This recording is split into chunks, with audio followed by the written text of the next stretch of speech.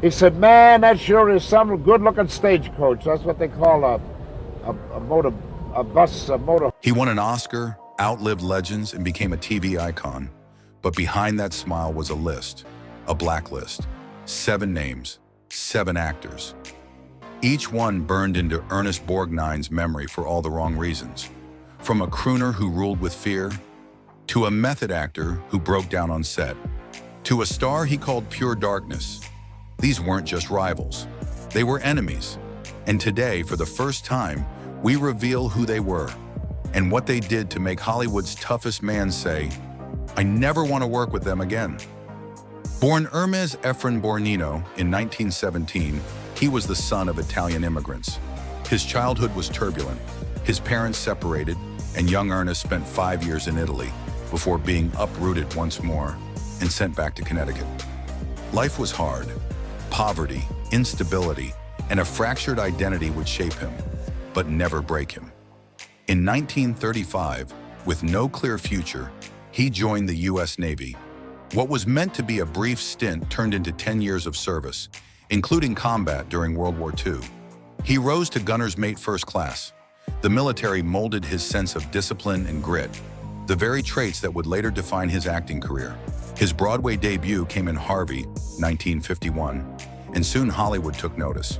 But Borgnine didn't fit the mold. Too rugged for a romantic lead, too real for a villain. That changed when he played Sergeant Fatso Judson in From Here to Eternity, 1953. A brutal performance so convincing it drew real-life threats. Then came Marty, 1955. A quiet film about a lonely butcher. Nobody believed Borgnine could pull off such vulnerability. But he didn't play Marty, he became him. That role won him an Academy Award, a Golden Globe, and a BAFTA.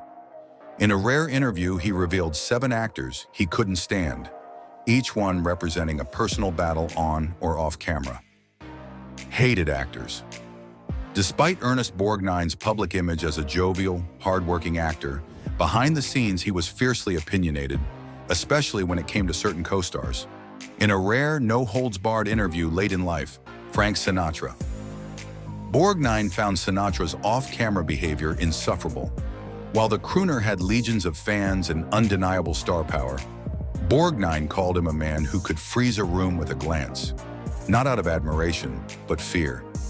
He believed Sinatra's influence over Hollywood was more manipulative than meritorious, often surrounded by sycophants and fueled by ego. Montgomery Clift. Though Borgnine respected Clift's talent, he had no tolerance for Clift's brooding, emotionally unstable method acting. He considered Clift's frequent delays and emotional breakdowns unprofessional and self-indulgent. "This business isn't for saints or victims," Borgnine once said, and Monty always played both. Tony Curtis. Their time on the Vikings left a sour taste. Borgnine believed Curtis was a pampered studio darling, obsessed with his looks and hair, lacking the grit or humility to be taken seriously. He criticized Curtis for showing up late and avoiding confrontation with directors. George Peppard. To Borgnine, Peppard's arrogance was unbearable. Despite a thin resume, Peppard behaved like a Hollywood legend, demanding rewrites, dictating directions, and openly criticizing fellow actors. Actions Borgnine saw as insubordination, masked as ambition. Shelley Winters, a powerhouse actress with undeniable skill, Winters was also famously combative. During the Poseidon adventure, her domineering nature, script rewrites, and relentless energy made her nearly impossible for Borgnine to work with, though he grudgingly admitted she was talented. Richard Harris. Their animosity turned physical when a drunken Harris insulted a friend of Borgnine's, leading to a bar fight. Borgnine found Harris unpredictable, labeling him a flash and fist type who confused chaos with charisma. Robert Blake. Perhaps the most unsettling entry, Borgnine described Blake as someone with a darkness in his eyes.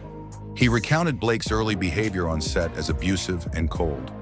When Blake was later implicated in a murder case, Borgnine said, "I never said he did it, but I was never surprised." These weren't simple personality clashes. They were emblematic of Borgnine's no-nonsense code: respect the crew, respect the craft, and leave the ego at the door. Anyone who failed that test earned a spot on his blacklist. Then in the 1980s, Airwolf cast him as the helicopter pilot Dominic Santini. Even at 67, Borgnine insisted on doing his own stunts, surviving a near-fatal crash on set.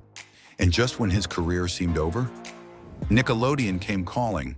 His grandson loved SpongeBob SquarePants. Borgnine agreed to voice Mermaid Man, a retired superhero with memory loss. It was absurd, hilarious, and genius. Kids everywhere shouted "evil" at him in public.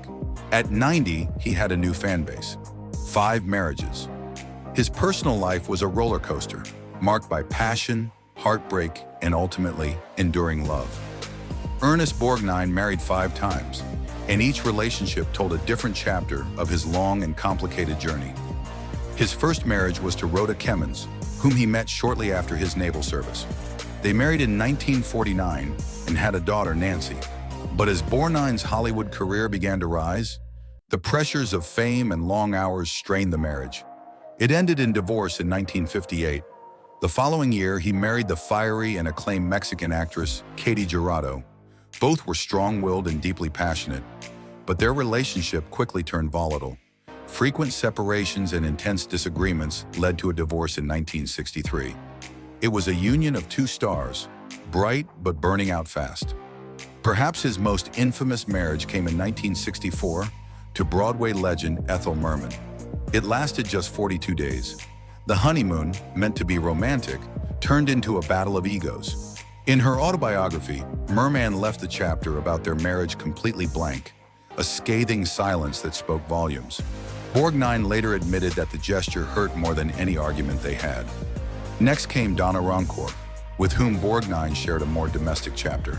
They had 3 children, Christopher, Sharon, and Diana, and tried to build a quieter family life. But again, fame and temperament proved too great a challenge. They divorced in 1972. Then came his final and longest-lasting marriage to Tove Tresnes, a Norwegian entrepreneur and founder of the Tove Cosmetics line. They married in 1973 and remained together until his death in 2012. Tove was more than a partner. She was his confidant, his business ally, and the calm in his stormy world. Their love stood the test of time, showing that even a man shaped by war and Hollywood drama could find peace in the right hands. Ernest Borgnine never relied on charm, glamour, or privilege. He built a career out of sheer willpower. He battled giants, dodged sabotage, and reinvented himself decade after decade.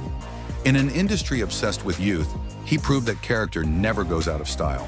He wasn't the prettiest, the flashiest, or the most liked behind the scenes, but Ernest Borgnine lasted longer than almost anyone. Because while Hollywood tried to typecast him, tame him, and even forget him, he kept showing up. And in the end, Ernest Borgnine didn't just survive Hollywood, he defined it. If you enjoyed this story, hit that like button, subscribe for more true Hollywood legends, and drop a comment. Who do you want us to feature next?